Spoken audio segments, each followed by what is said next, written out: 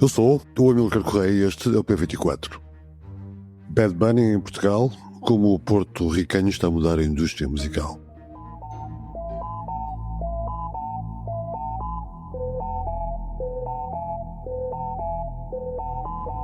Benito António Martínez Ocasio, mais conhecido como Bad Bunny, é a estrela global da música atual. O porto-riquenho de 32 anos transformou o hip-hop e o trap, um dos seus subgéneros, com as suas canções em castelhano e uma forte componente política. Bad Bunny é uma figura sui generis da música e na América de hoje. A sua atuação no intervalo do Super Bowl de 2025 para a irritação de Donald Trump, que criticou a sua prestação e o facto de se expressar em castelhano é prova disso.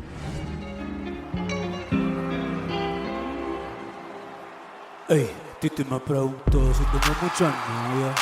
Ey, muchas novias. Hoy tengo una, mañana otra. Pero no hay boda. Titi me preguntó si tengo muchas novias. Ey. Depois de vários concertos em Barcelona e Madrid, onde iniciou uma digressão, tendo vendido 600 mil bilhetes em Espanha, Bad Bunny chega a Portugal para duas atuações esgotadas no Estado da Luz, hoje e amanhã. Bunny já leva 7 discos gravados e o último deles, Debí Tirar Más Fotos, sintetiza o som do passado e do presente de Porto Rico num álbum emblemático e intergeracional, como diz a Pitchfork. O artista atualiza a música porto-riquenha, nomeadamente a bomba, uma antiga tradição rítmica e de dança da ilha criada há mais de 400 anos por pessoas escravizadas de origem africana, ou o bangalô, fusão de ritmos afro-cubanos e música urbana e americana nascida em Nova Iorque, mas popularizada em Porto Rico. Para percebermos o fenómeno Bad Bunny, convidamos o crítico musical do Público, Mário Lopes, que assina, na edição de hoje, um artigo de antecipação dos concertos de estreia do músico em Portugal. Bem-vindos ao P24, o seu dia começa aqui. Mário Lopes, obrigado por teres vindo ao P24, é a tua estreia, tal como a estreia de Bad Bunny na Luz e em Portugal. Como é que tu explicas esta ascensão meteórica do músico de Porto Rico? Eu não diria que tenha sido uma ascensão meteórica, na verdade. Ou seja, este... Tem sido gradual. Sim, ou melhor, para este nível estratosférico, mais que meteórico, disso podemos falar. Até é uma coisa mais recente e que está muito associada a este último álbum, Debí Tirar Más Fotos, em que ele dá um salto simbólico na sua música, na forma como se liga a Porto Rico, mas também em termos puramente musicais, a coisa também ganha uma outra complexidade, outra textura no diálogo que ele faz com as músicas de Porto Rico, e faz isso de uma forma que, neste contexto particular americano, e é sempre a partir daí que a música, apesar de ser cantada em inglês, acaba por ser difundida e ganhar alcance global. Neste contexto americano ganhou uma importância e um impacto que depois, na verdade, extravasou. Se bem que devemos recordar que a carreira começa por volta de 2017 e ele durante vários anos, logo começando, se não estou enganado, em 2019 ou 2020, já é o músico mais ouvido em streamings do Spotify. Portanto, ele destaca-se naquela vaga de músicos como o J Balvin, como a Kali Uchis, que basicamente como que anunciam uma mudança de paradigma em que o inglês passa a não ser incrivelmente ou totalmente dominante, como foi nas últimas décadas, e abre-se ali uma fenda que permite que apareça o espanhol, também pela sua importância e expansão demográfica nos Estados Unidos, permite que isso quebre esse predomínio. Mas a ascensão não é meteórica, tem sido paulatina, na verdade. Agora, o que há é este disco e o contexto que o rodeia, ou seja, é um disco de exaltação de um território, Porto Rico, que pertence aos Estados Unidos sem pertencer, de certa forma, acaba por ser uma colónia em tudo, menos oficialmente, e é uma exaltação patriótica que é feita na cara do império, entre aspas.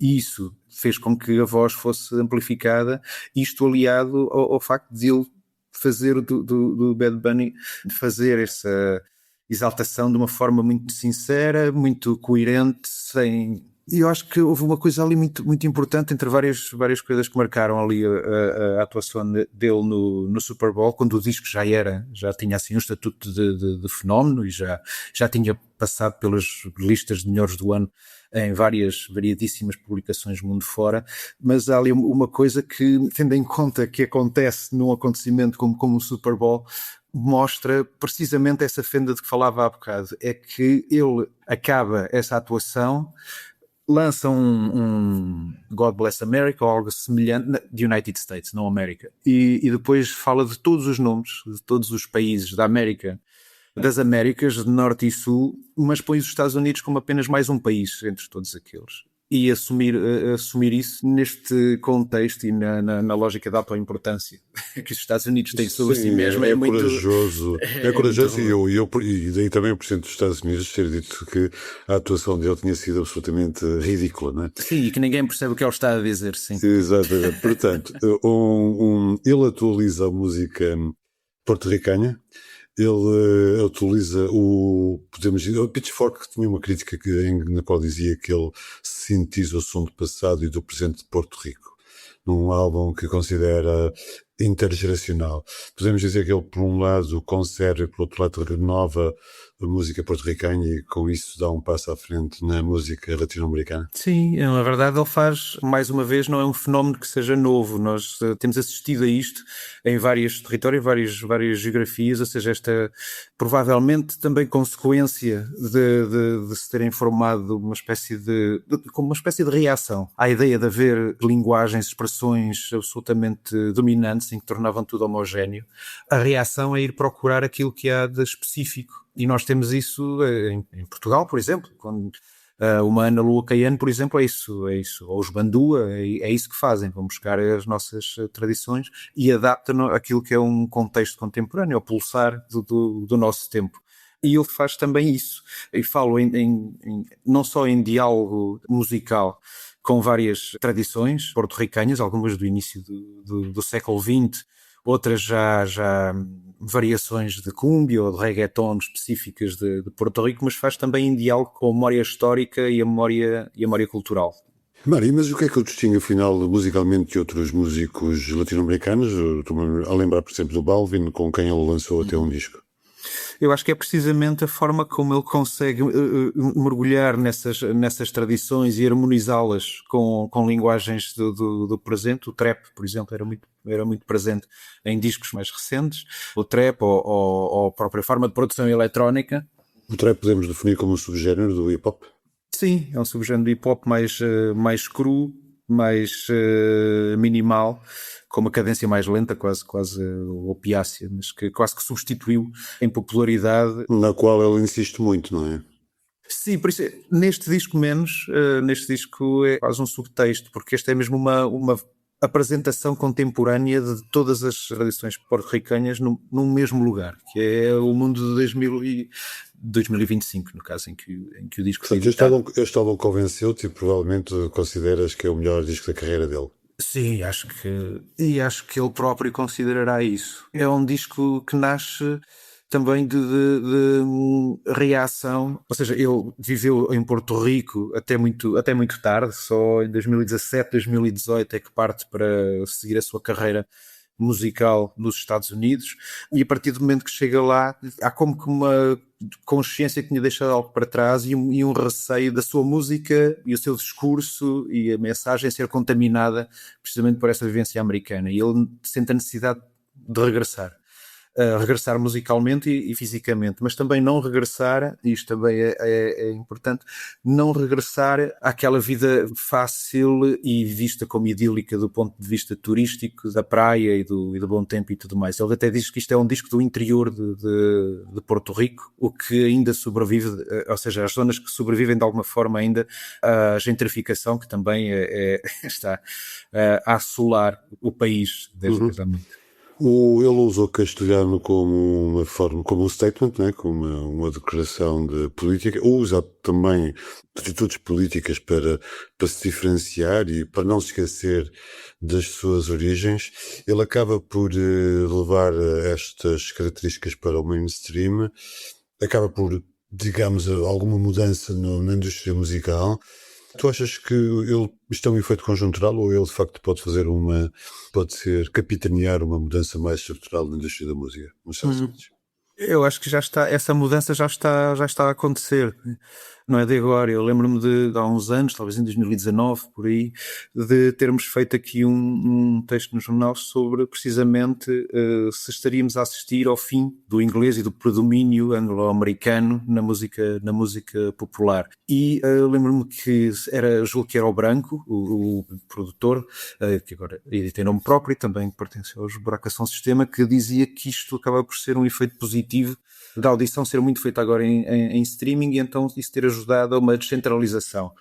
Porque as cidades e as regiões mais populosas seriam aquelas, e que tivesse a acompanhar uma boa produção musical, seriam aquelas para onde a indústria iria olhar também. Então, inevitavelmente, eu falava da cidade do México, de Bogotá, de São Paulo, queriam tornar-se também espaços que permitiriam, pelo simples poder dos números, primeiro ganhar destaque nas plataformas e, obviamente, depois disseminar-se também para outros territórios. Eu acho que isso é uma evidência nos últimos tempos. Claro que o poder e os centros de decisão continuam a estar muito marcados ainda em Miami, Nova York. O mercado norte-americano, mas isso prova que há mais mundo e mais mercado musical do que propriamente o mercado de Miami, e que é toda uma constelação de falantes de castelhano, e não só que se identificam com ele.